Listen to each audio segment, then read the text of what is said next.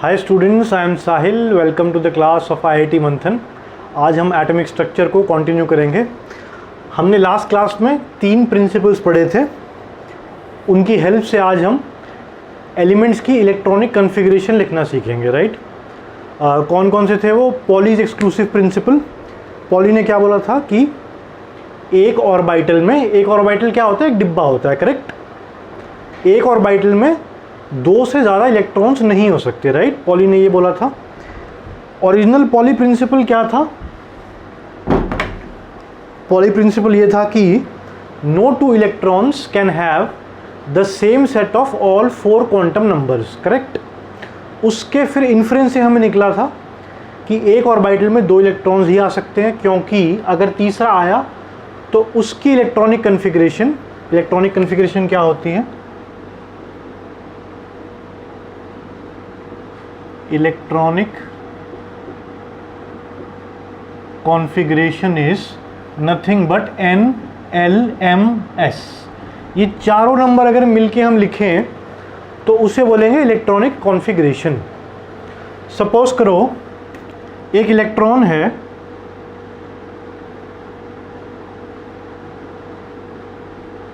ये 1s, ये 2s और ये 2p, ठीक है। ये सारे इलेक्ट्रॉन्स हैं और इस इलेक्ट्रॉन की हमें ये 4 नंबर लिखने हैं। इस इलेक्ट्रॉन के हमें ये 4 नंबर लिखने हैं। तो कैसे लिखेंगे? n क्या हुआ इसका? जिस शेल में है, ये वाला शेल क्या हो गया? फर्स्ट। ये क्या हो गया? सेकंड। तो n इसका हो गया 2, करेक्ट। अब l की बात आई। L किसके पे डिपेंड करता है? L डिपेंड करता है सब शेल पे, क्योंकि ये 2p का पार्ट है। तो p की वैल्यू क्या होती है? याद करो, s की वैल्यू, s सब शेल की वैल्यू होती है 0, p की 1, d की 2, f की 3। तो इसका L क्या हो गया? p which is 1, correct. अब m की बात करें, m की वैल्यूज़ कहाँ तक होती हैं? p के लिए -1, 0 और 1, तो इसका 1 है। और s की वैल्यू आप अपने अकॉर्डिंग लिख सकते हो, +½ या -½ दोनों ही गलत नहीं होंगी। मगर ये याद रखना कि अगर 2 इलेक्ट्रॉन्स हैं तो एक का प्लस लिखना पड़ेगा और दूसरे का माइनस लिखना पड़ेगा। तो ये तो एक इलेक्ट्रॉन के लिए था कॉन्फ़िगरेशन उसकी। सिमिलरली अगर कोई बोले कि इस वाले इलेक्ट्रॉन के 4 क्वांटम नंबर्स लिखो, ठीक है, इस इलेक्ट्रॉन के 4 क्वांटम नंबर्स लिखो, तो कैसे लिखेंगे? n क्या हुआ? इसका भी 2 हो गया, करेक्ट। सेकंड शेल में है ये। l क्या हुआ? इसका भी p में है, तो इसका भी 1 हो गया। m क्या हुआ? इसका 0, इस वाले इलेक्ट्रॉन का 1 था, और बट इस वाले इलेक्ट्रॉन का कितना हुआ? 0 हुआ। m की वैल्यू क्या आई? -1, 0, 1, 0 आई। और स्पिन क्या हुआ? चलो हमने +½ ले लिया, ठीक है। ऊपर की डायरेक्शन वालों का हम +½ ले रहे हैं, तो इसका भी क्या हुआ? +½ अब कोई बोले कि इस इलेक्ट्रॉन की भी लिखो, तो इसमें भी 2। l क्या हुआ? इसका 1, क्योंकि p में है ये भी। m क्या हुआ? इसका भी 0, लेकिन स्पिन क्या हुआ? इसका -½ ये इलेक्ट्रॉन इसका भाई है बिल्कुल, तो जो इसके स्पिन होगा उसका ठीक ऑपोजिट हो जाएगा इसका स्पिन, करेक्ट। तो हम क्वांटम नंबर्स लिख सकते हैं चारों किसी भी इलेक्ट्रॉन के।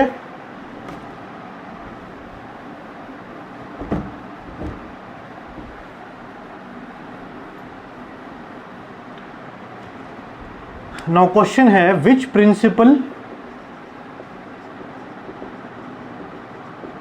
Principal is violated? वायलेटेड क्या होता है? ब्रेक। मतलब हमने जो 4 प्रिंसिपल पढ़े हैं, पॉली, आउफबाउ और Hund's rule of maximum multiplicity, उनमें से कौन सा ब्रेक हो रहा है?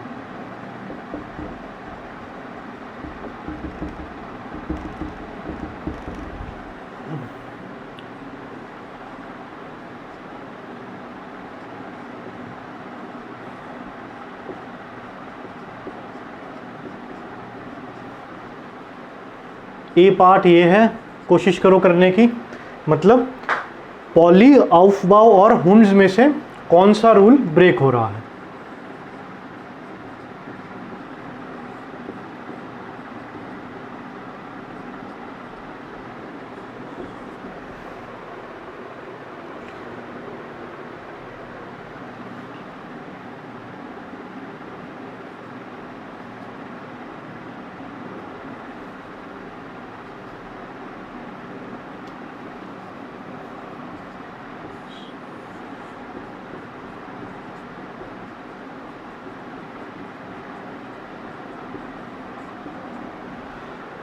नाउ ए ऑप्शन में देखो कहाँ पे गड़बड़ी है, ये देखो ये 1s है, नहीं ऐसे कर लो इसको 2s 2p, ये भी 2s, ये भी 2p और ये 3d और 4s। तो अब ध्यान दो, इसमें इन दो इलेक्ट्रॉन्स की डायरेक्शन सेम है, राइट? तो मतलब या तो दोनों क्लॉकवाइज हैं या दोनों एंटी क्लॉकवाइज हैं, करेक्ट? ये दो इलेक्ट्रॉन्स जो हैं, ध्यान दो इन पे, इनकी डायरेक्शन सेम है ऊपर की तरफ। तो इसका मतलब क्या है, या तो दोनों क्लॉकवाइज हैं या दोनों एंटी क्लॉकवाइज हैं।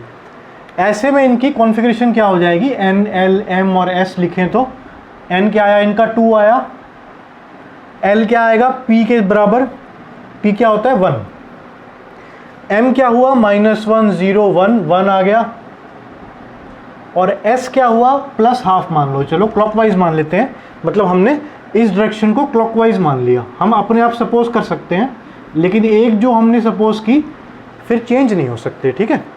हम अपने अकॉर्डिंग मान सकते हैं, क्लॉकवाइज ऊपर वाले को क्लॉकवाइज मान सकते हैं, नीचे वाले को, लेकिन एक बार जो हमने सपोजिशन कर ली फिर चेंज नहीं कर सकते क्वेश्चन में। तो हमने इसको क्लॉकवाइज मान लिया। अब दूसरे इलेक्ट्रॉन की कॉन्फ़िगरेशन क्या होगी, 2 1 1 +½ now the problem is in दोनों इलेक्ट्रॉन्स की क्वांटम नंबर्स चारों जो एड्रेस हैं बिल्कुल सेम है। ऐसे में कौन सा रूल वायलेट होगा, पॉलीज एक्सक्लूसिव प्रिंसिपल। पॉली ने क्या बोला था, no two electrons can have same set of all 4 quantum numbers, इनके दोनों के सेम हैं। तो ए ऑप्शन में कौन सा वायलेट हुआ, वायलेट मतलब ब्रेक हुआ rule, Pauli exclusive principle, correct? आ जाओ बी पार्ट पे आ जाओ। बी पार्ट में प्रॉब्लम क्या है, इसमें पेयरिंग स्टार्ट हो गई इलेक्ट्रॉन्स की। देखो 2p एक सब शेल है ना, 2 नंबर क्या है, 2 नंबर है पूरा शेल, और ये 2s क्या है, एक सब शेल है, 2p भी क्या है, एक सब शेल है, करेक्ट? शेल, सब शेल, फिर ऑर्बिटल्स, सब शेल के अंदर 3 ऑर्बिटल्स हैं। तो सबसे ऊपर शेल आता है, 2 नंबर के जितने भी होंगे सारे एक शेल में होंगे, 2p नंबर से जितने इलेक्ट्रॉन होंगे सारे सेम सब शेल में होंगे। तो इस सब शेल के अंदर पेयरिंग स्टार्ट हो गई है, जबकि एक ऑर्बिटल हाफ फिल नहीं हुआ है। तो याद करो Hund's rule of maximum multiplicity क्या बोलता था वो, pairing of electrons can start only when each orbital in a subshell is half field. क्या ये ऑर्बिटल हाफ फिल्ड है, नहीं है, फिर भी पेयरिंग स्टार्ट हो रही है। तो ये कौन सा रूल वायलेट हुआ, Hund's rule. Hund's rule of maximum multiplicity, pairing शुरू नहीं हो सकती, ब्रेक हो गया यहाँ पे। बी ऑप्शन में हंड्स रूल ब्रेक हो गया क्योंकि ये आपस में पेयर हो गए। ऐसे होना चाहिए था, देखो 3 इलेक्ट्रॉन ऐसे आए फिर चौथा ऐसे जाए, तब तो बोलते कि हंड्स रूल वायलेट नहीं हुआ। मगर यहाँ पे क्या कर रखा है, इसको यहाँ पे कर रखा है, विच इज़ रॉन्ग। अब इस पे आ जाओ। अब 3 और D3 प्लस N+L रूल याद करो, किसका था, आउफबाउ का। N+L रूल, N क्या है 3, L क्या है, D के लिए क्या होता है 2 होता है, SPD 0 1 2। टोटल वैल्यू आ गई 5, 4 प्लस S की वैल्यू 0, टोटल क्या हो गया 4। तो ये इससे पहले कैसे भर सकता है, पहले ये पूरा भरेगा फिर इसकी बारी आएगी। क्यों, N+L रूल ये किसने दिया था, आउफबाउ ने। आउफबाउ ने दिया था N+ रूल कि जिसका N+L कम होगा वो पहले भरेगा। N+L कम इसका था, ये पहले पूरा भरेगा फिर इसकी बारी आएगी, जबकि इसमें ये भरना स्टार्ट हो रहा है, जबकि ये पूरा भरा ही नहीं है। तो इस तरह से हम प्रिंसिपल्स का अप्लाई कर सकते हैं इलेक्ट्रॉन्स भरने में।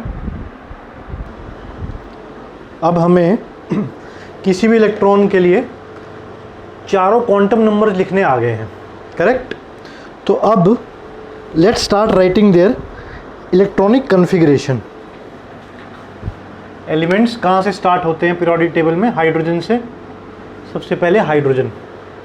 हाइड्रोजन के पास कितने इलेक्ट्रॉन हैं? एक है। तो पहला इलेक्ट्रॉन कहाँ जाएगा? सबसे पहले 1 शेल आता है। 1 के पास कितने होते हैं? सिर्फ s होता है, करेक्ट। तो ये कहाँ गया? 1s में गया। s के पास एक ही डिब्बा है, ये इलेक्ट्रॉन यहाँ चला गया। तो this is the electronic configuration of hydrogen, right, 1s। और इसको लिखते कैसे हैं? 1s1, मतलब 1 शेल में, ठीक है। शेल नंबर 1 है, सब शेल s है, उसके अंदर जो डिब्बा है उसके अंदर इलेक्ट्रॉन चला गया, correct. Second element is helium. Second element है हमारे पास हीलियम। हीलियम के पास इलेक्ट्रॉन्स होते हैं 2, एटॉमिक नंबर 2, इलेक्ट्रॉन्स भी 2। तो ये किस में जाएगा? ये भी 1s में जाएगा। पहला इलेक्ट्रॉन ऐसे, फिर ऐसे, करेक्ट। इसको लिखने में ऐसे लिखेंगे। इलेक्ट्रॉनिक कॉन्फ़िगरेशन ये है हाइड्रोजन की, और हीलियम की ये है। देखो, अगर आप सोच रहे हो कि 1s के बाद क्या आएगा, 1s के बाद 2s आता है ना। एक के पास तो सिर्फ एक सब शेल होता है। फर्स्ट शेल के पास सिर्फ एक सब शेल होता है 1s। 2 के पास 2 होते हैं, 2s 2p। 3 के पास 3 होते हैं, 3s 3p 3d। 4 के पास 4, 4s 4p 4d 4f। जिनको ये रूल याद नहीं है तो याद करो। L की वैल्यू हो सकती है 0 से लेके n-1 तक, करेक्ट। तो फर्स्ट शेल के लिए n कितना था? 1 था। 0 से 0 तो 0 ही हो सकता है, इसलिए 0 थी इसकी वैल्यू। s की वैल्यू 0 होती है इसलिए। 2 के लिए 0 से लेके 1 तक, मतलब 0 और 1, तो s की वैल्यू 0, p की वैल्यू 1। इस तरह से जितना शेल नंबर हो उतने ही उसके सब शेल होंगे, और शुरुआत हमेशा s से होगी। तो कैसे याद रख सकते हो? जो शेल नंबर है उतने ही उसके सब शेल होंगे। 4 है तो 4 होंगे, 5 है तो 5 सब शेल होंगे, 5s 5p 5d 5f 5g। बस g से आगे जाने की ज़रूरत नहीं है। 4 है तो 4 होंगे, ठीक है। तो शुरुआत कहाँ से करना है भरने की इलेक्ट्रॉन्स? 1s से करना है। हाइड्रोजन के पास एक इलेक्ट्रॉन है, यहाँ चला गया। हीलियम के पास 2 इलेक्ट्रॉन है, यहाँ चले गए। अब जितने लोग सोच रहे हो कि सेकंड शेल में क्यों नहीं गया, क्योंकि ये भरा नहीं है पूरा अभी, है ना। अगले सब शेल की बारी तो तब आएगी जब प्रीवियस सब शेल पूरा भरा हो। 1s पूरा भरा ही नहीं है तो आगे कहानी जाएगी कैसे? Third element lithium. लिथियम के पास होते हैं 3 इलेक्ट्रॉन्स, जैसे कि इसका एटॉमिक नंबर है। तो पहले 1s में जाएंगे, कितने इलेक्ट्रॉन्स? 2। जब 1s पूरा भरेगा तब 2s की बारी आएगी।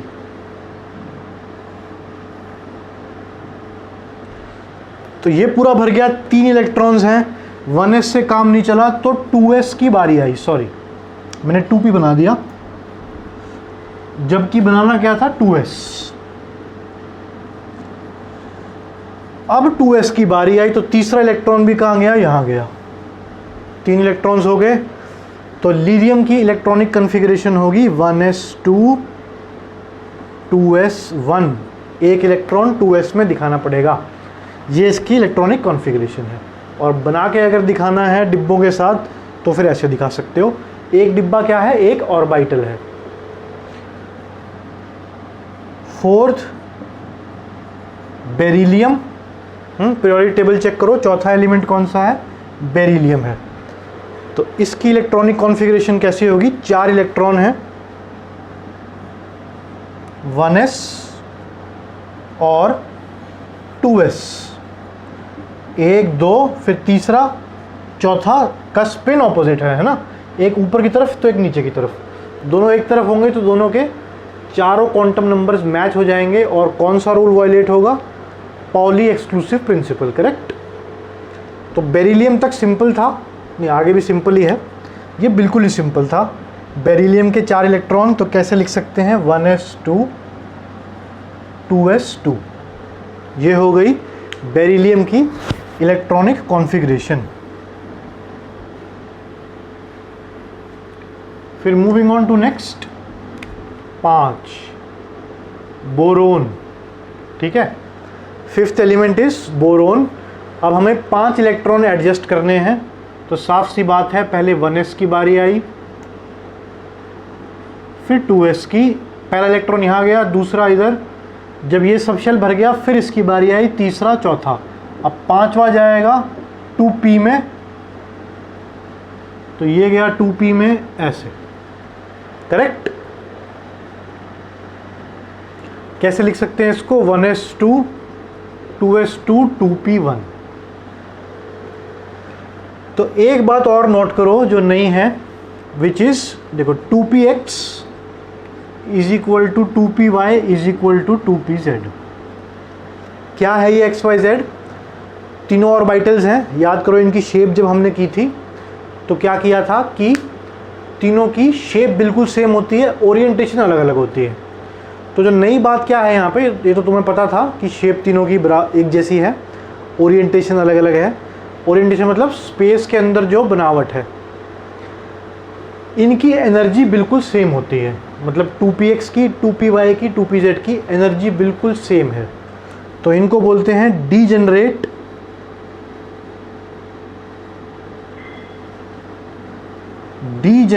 ऑर्बिटल्स, मतलब कि सेम एनर्जी।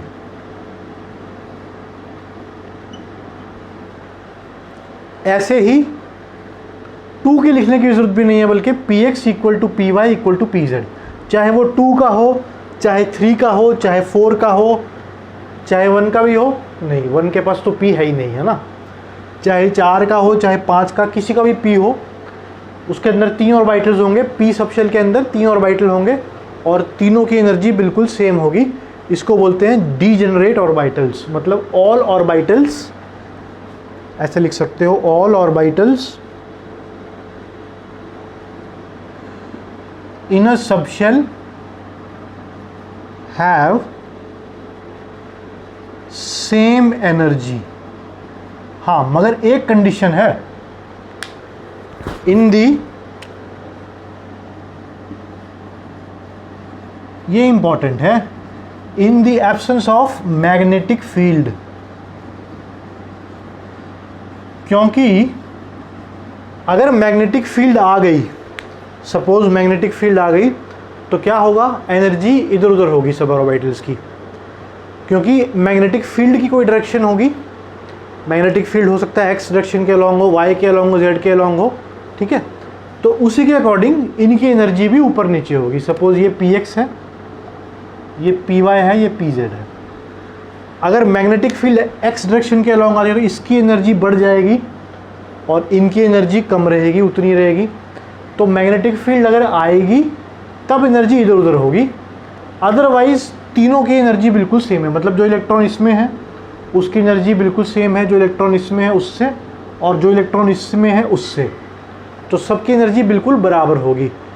अगर मैग्नेटिक फील्ड ले आते हैं हम, तो क्योंकि उस मैग्नेटिक फील्ड की डायरेक्शन है और इन ऑर्बिटल्स की भी डायरेक्शन है, ये एक्स एक्सिस के अलॉन्ग है, ये वाई के अलॉन्ग है, ये जेड के अलॉन्ग है, तो जिस फील्ड से डायरेक्शन आएगी मैग्नेटिक फील्ड की, उधर वाला इलेक्ट्रॉन की एनर्जी, सपोज px में हुआ कोई इलेक्ट्रॉन और हम मैग्नेटिक फील्ड भी x डायरेक्शन के अलॉन्ग ले आए, तो इसकी एनर्जी बढ़ जाएगी, तब अलग अलग होगी एनर्जी, अदरवाइज एनर्जी बिल्कुल सेम रहेगी। और इनको बोलते हैं डीजेनरेट ऑर्बिटल्स।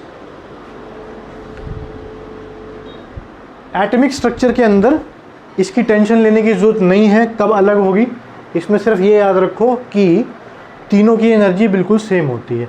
ऐसे डी के अंदर कितने ऑर्बिटल्स हैं, 5 होते हैं। कौन कौन से, d x y, d y z, d x z, d x square minus y square और डी जेड स्क्वायर, करेक्ट। पाँचों की एनर्जी बिल्कुल सेम होगी और पाँचों को क्या बोलेंगे, डीजेनरेट ऑर्बिटल्स। ऐसे ही एफ के 7 होंगे, सातों की एनर्जी बिल्कुल सेम होगी, लेकिन in the absence of magnetic field. Magnetic field की प्रेजेंस में एनर्जी इधर उधर हो जाएगी, करेक्ट। तो याद रखो, अब इस एक इलेक्ट्रॉन को किसी में भी डाल सकते हो, गलत नहीं होगा, यहाँ भी डाल सकते हो, P1 डालना है यहाँ भी डाल सकते हो क्योंकि एनर्जी सेम है, ठीक है, कोई फिक्स कन्वेंशन नहीं है, तीनों की एनर्जी सेम है, इसमें किसी में भी डाल सकते हो। तो बोरोन के लिए इलेक्ट्रॉनिक कन्फिग्रेशन क्या हुई, ये हो गई। 5 इलेक्ट्रॉन का आसान था।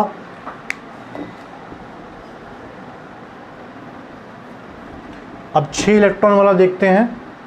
6 इलेक्ट्रॉन किसके पास है, कार्बन के पास है। तो let's consider the case of carbon जिसके पास 6 इलेक्ट्रॉन है। पहले 2 जाएंगे 1s में, फिर किसकी बारी आती है 2s की, 2 इसमें चले गए, कितने रह गए, 2 रह गए। 2p के पास 3 ऑर्बिटल होते हैं, राइट। 2p सब शेल के अंदर, 2p को क्या बोलते हैं, एक सब शेल बोलते हैं, इसके अंदर 3 ऑर्बिटल्स हैं। अब हमें 2 इलेक्ट्रॉन एडजस्ट करने हैं, टोटल 6 थे, 4 हमने कर दिए, 5वां यहाँ गया,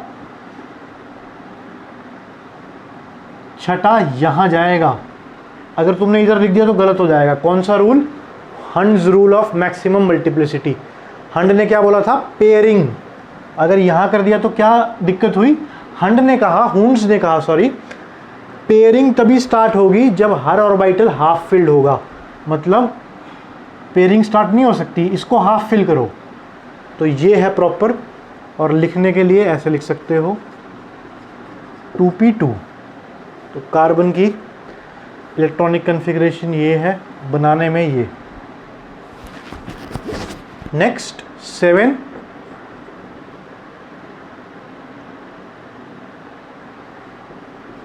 नाइट्रोजन के पास 7 इलेक्ट्रॉन्स होते हैं। अगेन 7 को एडजस्ट करना है तो 2 इधर गए, 1s में, 2 2s में गए, बचे कितने, 3 बच गए, 1 2 3। एक और चीज़ शायद बात नहीं हुई इसके बारे में भी,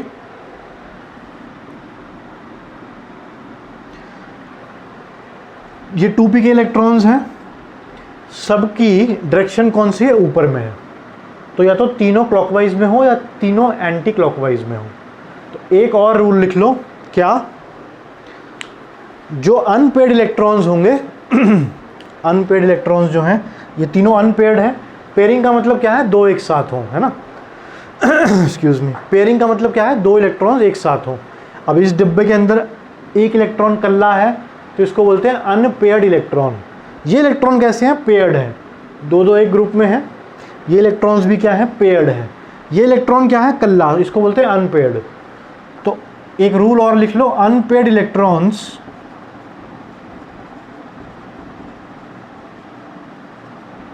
will have same spin.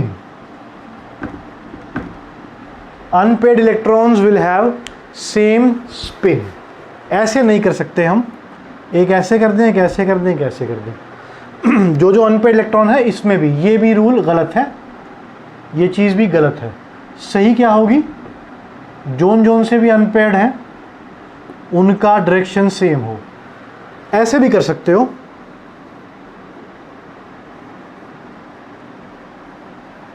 ये गलत नहीं है, बट सेम स्पिन होना चाहिए।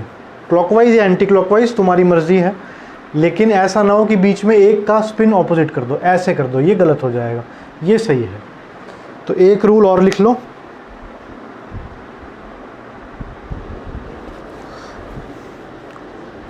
तो 7 इलेक्ट्रॉन्स की कॉन्फ़िगरेशन हमने कर ली, सॉरी 7 एलिमेंट्स की, और 7 इलेक्ट्रॉन तक। और इसको भी हंड्स रूल की डेफिनेशन में एक्सटेंड कर लो। अभी तक हमने क्या पढ़ा था, Hund's rule of maximum multiplicity में क्या पढ़ा था, pairing of electrons will start only when each orbital in a subshell is half filled, correct, and इसको जोड़ लो, and all unpaired electrons will have same spin. तो एक लाइन और जोड़ लो और इसको हंड्स रूल में ही लिखो। नेक्स्ट एलिमेंट ऑक्सीजन है पीरियोडिक टेबल में।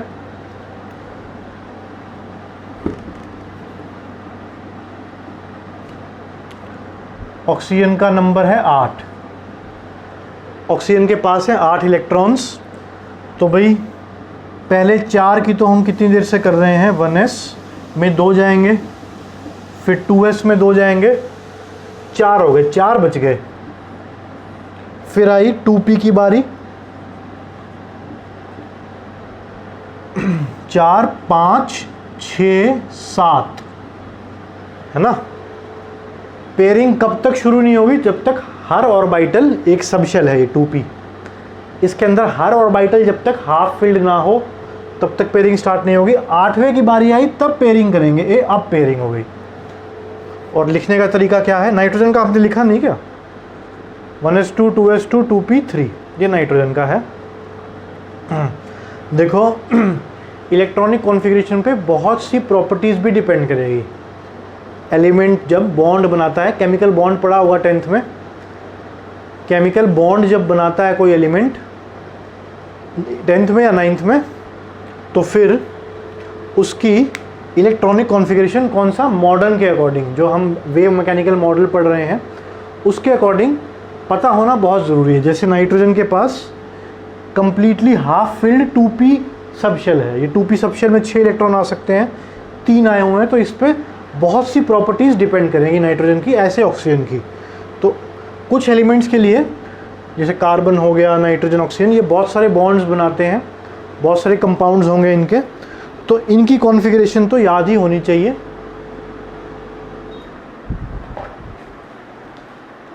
तो ऑक्सीजन की क्या है, 2p में ऐसे लिख सकते हैं 1s2 2s2 2p4, करेक्ट।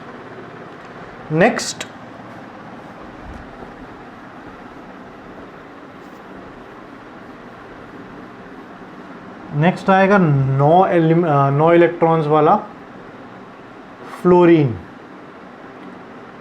तो पहले 4 तो हम काफ़ी देर से लिख रहे हैं, 2s, फिर 2p की बारी आ गई, 2p कितने इलेक्ट्रॉन्स होने चाहिए, 4 चले गए, 5 रह गए। तो पहले 3 हाफ फिल्ड, 4 और 5, ये है फ्लोरीन की। नेक्स्ट नियॉन की। नियॉन क्या है, नोबल गैस है, 10 इलेक्ट्रॉन्स हैं, 1 2 3 4 5 6 7 8 9 10, है ना। नोबल गैस को याद करो क्या होता था, कंप्लीटली ऑक्टेट कंप्लीट होता था नोबल गैस का, इसका भी कंप्लीट है। 2s ऑर्बिटल जो है 2p सारा फिल्ड है, 1s2 2s2 2p6, ठीक है। हर नोबल गैस की यही कॉन्फ़िगरेशन होगी। n मतलब आखिरी जो आएगा ऑर्बिटल, s में 2 और p में 6 इलेक्ट्रॉन, उस पर भी आएंगे बाद में। अभी के लिए नियॉन की कॉन्फ़िगरेशन क्या होगी, 1s2 2s2 2p6, और बनाने में ऐसे होगी। फिर 11 इलेक्ट्रॉन्स कैसे एडजस्ट करेंगे, सोडियम के 10 तो बिल्कुल ऐसे भी लिख सकते हो, अगर 10 जैसे हमने नियॉन के लिखे।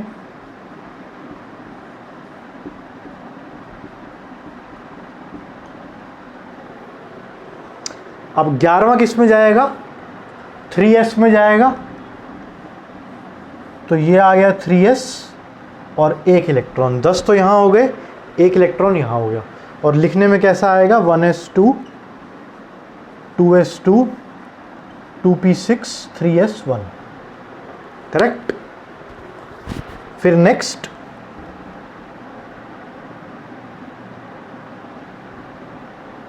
नेक्स्ट आएगा 12 इलेक्ट्रॉन वाला मैग्नीशियम। अभी बिल्कुल सेम चलेगा जब तक 3d और 4s की लड़ाई नहीं होगी, तब तक बहुत इजी है। 12 इलेक्ट्रॉन है, मतलब 11 वाला ले लो, उसमें 1 और इलेक्ट्रॉन ऐड करना है, तो 3s में ही होगा। हाँ, जब तक ये फुल नहीं होता तब तक अगले सब शेल पे जा ही नहीं सकते। जब तक 3s फुल नहीं होता इस पे नहीं जा सकते, जब तक ये फुल नहीं होता इस पे नहीं जा सकते। तो आसान है ये भी। ये 1s, ये 2s, ये 2p और ये 3s।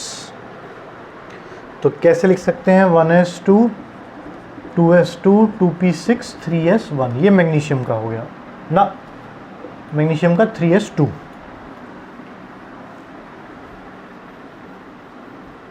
ठीक है, एक और कन्वेंशन भी है लिखने का। हीलियम की क्या थी कॉन्फ़िगरेशन, 1s2, 2s2, 2p6। तो मैग्नीशियम की ऐसे भी लिख सकते हैं, हीलियम उसके बाद 3s2, ख़त्म। मतलब यहाँ तक बिल्कुल हीलियम जैसा, हीलियम के बाद 3s2। तो ये भी एक कन्वेंशन है और छोटा तरीका भी है, बट इसके लिए तुम्हें हीलियम का पता होना चाहिए। हीलियम की कॉन्फ़िगरेशन क्या है, 1s2, 2s2, 2p6। Noble gas जितनी भी हैं सबकी माइंड में याद होनी चाहिए। नेक्स्ट, एल्यूमिनियम के पास होते हैं 13, मैग्नीशियम के पास 12 थे, तो इसका लिख सकते हो हीलियम 3s2, 3p के 3s के बाद क्या आता है 3p, 3p1। और बना के देखना है तो बस ये 3s हो गया, 3p क्या हो गया 1। नेक्स्ट,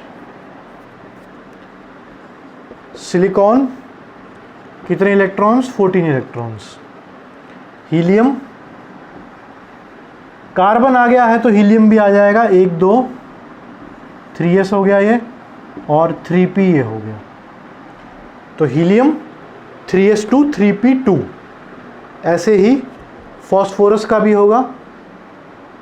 हीलियम अब मैं बना के नहीं दिखा रहा हूँ क्योंकि नाइट्रोजन के बिल्कुल सेम होगा,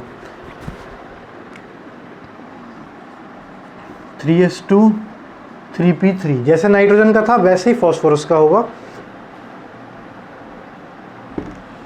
now coming on to next, sulphur का बिल्कुल ऑक्सीजन जैसा होगा, हीलियम 3s2, 3p4।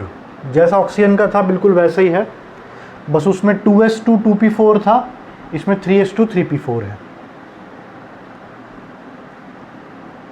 क्लोरीन का बिल्कुल फ्लोरीन जैसा होगा, 3p5। नहीं याद आ रहा है तो फ्लोरीन का चेक करो, रिवाइंड करके वीडियो। और आर्गन का बिल्कुल हीलियम जैसा होगा, सिवाय इसके कि 3s2, 3p6। जैस पीरियोडिक टेबल में देखो ऊपर वाले और नीचे वाले सेम होंगे, सिर्फ शेल का डिफरेंस होगा। जैसे सल्फर का 3s2, 3p4 है, सल्फर से ऊपर कौन सा पीरियोडिक टेबल में चेक करो ऑक्सीजन, उसका 2s2, 2p4 है। तो हमने आर्गन तक लिख लिए। अब इसके बाद एक पॉइंट है जो याद रखने का है, जो डिफरेंट है।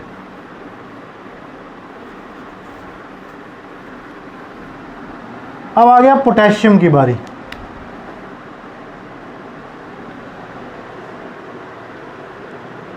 पोटेशियम में कितने हैं, 19 हैं। ये कहाँ तक एडजस्ट हो गए, 10, 12, 18। तो पोटेशियम में 19 इलेक्ट्रॉन्स हैं। अब यहाँ तक तो हमें समझ आ गया, 18 इलेक्ट्रॉन एडजस्ट हो गए हैं। अब 19वां इसमें जाएगा या इसमें जाएगा, किस में जाएगा, चेक करना पड़ेगा। अभी तक चेक नहीं कर रहे थे क्योंकि मुझे पता था कि क्लैश नहीं हो रहे। अब कौन सा रूल आएगा, आउफ-बाउ रूल, उसको बोलते हैं n+l रूल भी।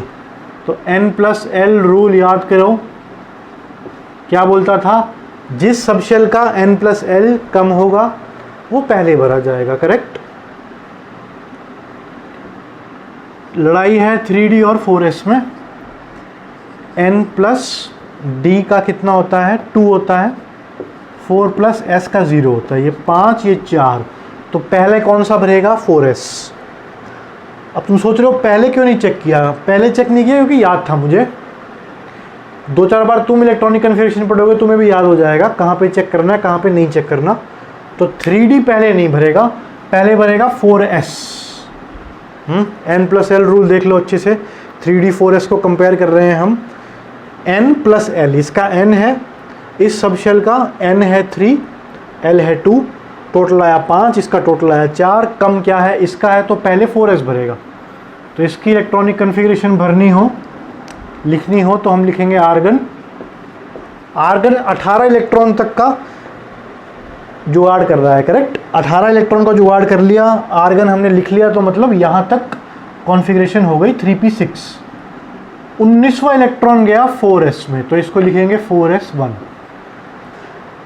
अगर पूरा लिखना है तो फिर लिखोगे 1s2, 2s2, 2p6, 3s2, 3p6 और 4s1, ना कि 3d। 3p के बाद 3d नहीं, 4s। शेल ज़रूरी नहीं है, आउफ वाउ रूल ज़रूरी है, जो कि बोलता है n+l जिसका कम होगा वो पहले भरेगा। तो ये इलेक्ट्रॉनिक कॉन्फ़िगरेशन है आर्गन की। देख लो एक बार, n+l रूल यहाँ पे काम आया।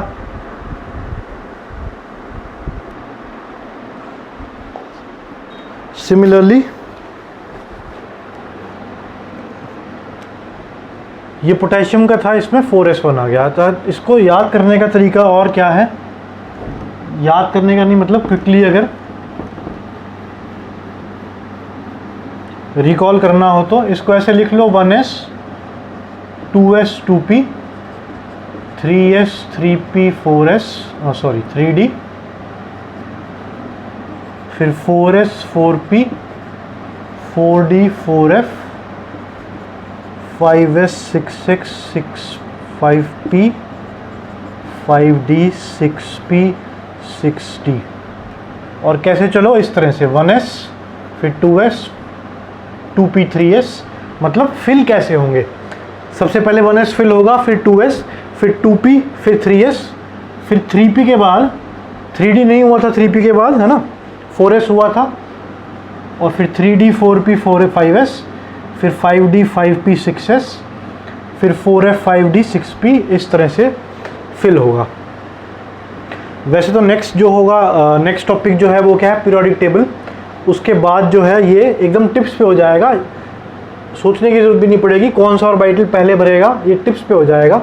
बट तब तक के लिए इस चार्ट का हेल्प ले सकते हो, ऐसे लिख लो और फिर ऐसे बनाओ, पहले 1s भरेगा, फिर 2s, 2s के बाद 2p 3p, फिर 3p 4s, फिर इस तरह से जा सकते हो 3d 4d 6s, फिर इस तरह से। नहीं तो n+l रूल तो याद रखो ही रखो, n+l जिसका छोटा हो वो पहले भरेगा। और अगर क्लैश हो जाए, जैसे कि 6s का टोटल क्या है 6 है, और 4d का टोटल क्या है, d की वैल्यू क्या होती है 2, 6। अब इनमें टाई हो गया, क्लैश हो गया, तो पहले कौन सा भरेगा, जिसकी n की वैल्यू छोटी हो। इन दोनों में n की वैल्यू छोटी किसकी है, इसकी, तो 4d पहले भरेगा। यहाँ भी देख लो, पहले 4d भरता है, फिर 6s भरता है, फिर 5p भरता है। 5p की वैल्यू देख लो, 5 + 1 6, तीनों की वैल्यू सेम है, पर भरता कौन सा है, पहले 4d, फिर 5p, फिर 6s। क्यों, क्योंकि n की वैल्यू इसकी कम है, 4 है, फिर इसकी है 5, फिर इसकी है 6। तो अगर क्लैश हो जाए तो कैसे देखोगे, जिसकी n की वैल्यू कम हो। तो हमने 19 तक भर लिए हैं। फिर नेक्स्ट कैल्शियम, कैल्शियम का होगा 20, तो उसको लिख सकते हो आर्गन, और आर्गन के बाद 4s2, इससे एक ज़्यादा। नेक्स्ट स्कैंडियम, उसका होता है 21, आर्गन 4s2। अब 4s के बाद किसका नंबर आया था, याद करो।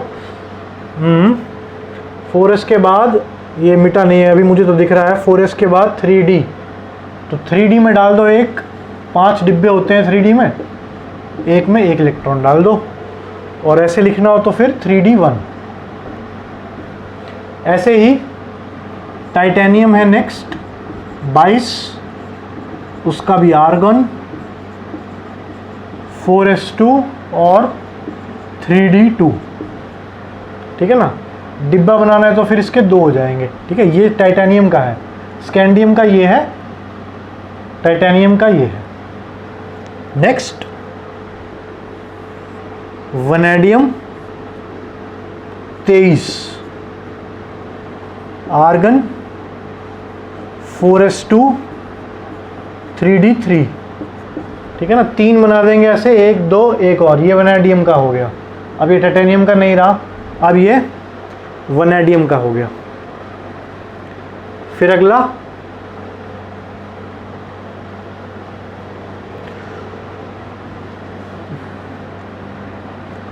क्रोमियम 24 है, इसमें थोड़ा सा चेंज आएगा, एक्सपेक्टेड, ठीक है। अभी तक के जो हमने रूल्स पढ़े हैं, टोटल 23 एलिमेंट्स की इलेक्ट्रॉनिक कन्फिगरेशन हम लिख चुके हैं, और जितने भी रूल्स पढ़े हैं उसके अकॉर्डिंग हम ऐसा सोच रहे थे कि इसका कैसे होगा, argon 4s2 3d4, correct. Argon के कितने होते हैं, 18। 18 के बाद 6 इलेक्ट्रॉन्स डालने थे, तो हमने इस तरह से डाल दिए, मगर एक्चुअल क्या आया, हम जो सोच रहे थे उसके अकॉर्डिंग ये होना चाहिए था, असलियत कुछ और निकली।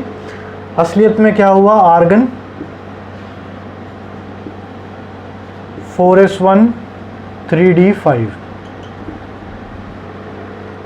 याद रखो ये क्रोमियम का, इसकी रीज़न क्या है, half filled 3d subshell is extremely stable as compare to 3d4। 3d5 में क्या होगा, पूरा का पूरा सबशेल। 3d के अंदर कितने इलेक्ट्रॉन आ सकते हैं, सबशेल के अंदर 10 आ सकते हैं, जैसे s के अंदर 2, p के अंदर 6, वैसे d के अंदर, पूरे d सबशेल के अंदर 10 इलेक्ट्रॉन आ सकते हैं। हमने कितने डाले हैं, 5। क्यों, half filled 3d subshell is extremely stable, और हर चीज़ दुनिया में स्टेबिलिटी की ओर जा रही है, तो उसको स्टेबल करने के लिए क्या हुआ, हाफ फिल्ड हो गया ये। इस इलेक्ट्रॉन ने यहाँ छलांग मार ली और ये हाफ फिल्ड हो गया, तो ये याद रखना है एक्सेप्शन, ठीक है। बाकी सब तो तुम रूल्स वगैरह के अकॉर्डिंग लिख लोगे।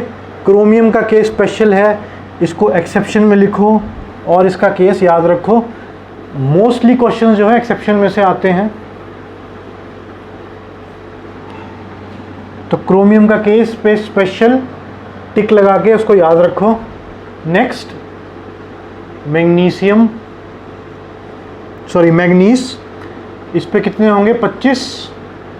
आर्गन 4s2 3d5,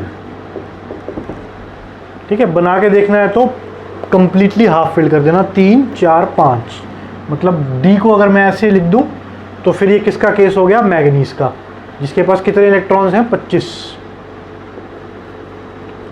फिर आयरन के पास है 26, 18 तो आर्गन के पास गए, 4s2 कितने हो गए, 20। फिर डी की बारी आई,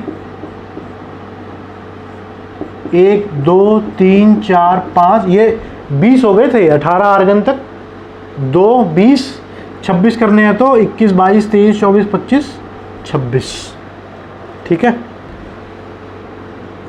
कोबाल्ट के पास 27 है, आर्गन 4s2 3d7, ठीक है ना। इसमें 6 थे, यहाँ एक और जोड़ दोगे तो 27 हो जाएंगे। ऐसे ही 28, निकल के पास 28 हैं, बिल्कुल सेम 3d8 कर देना। और एक और एक्सेप्शन जो याद रखनी है वो है कॉपर के हैं 29, अगेन एक्सपेक्टेड होने चाहिए। आर्गन 4s2 3d9, ठीक है ना, 8 और 9। लेकिन क्रोमियम की तरह ये भी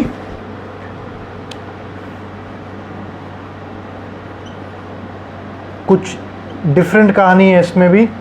इसमें क्या डिफरेंट है, 4s1 3d10,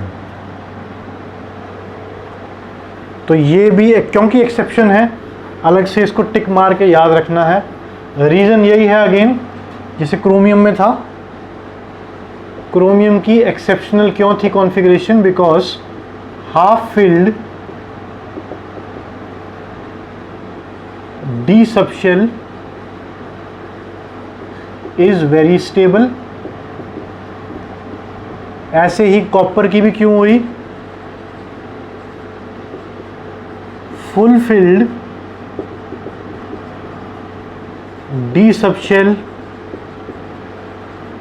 is very stable, और स्टेबिलिटी की तरफ ही दौड़ता है हर सिस्टम, इसलिए इन दोनों केस में 1 electron from 4s jumped to 3d, correct.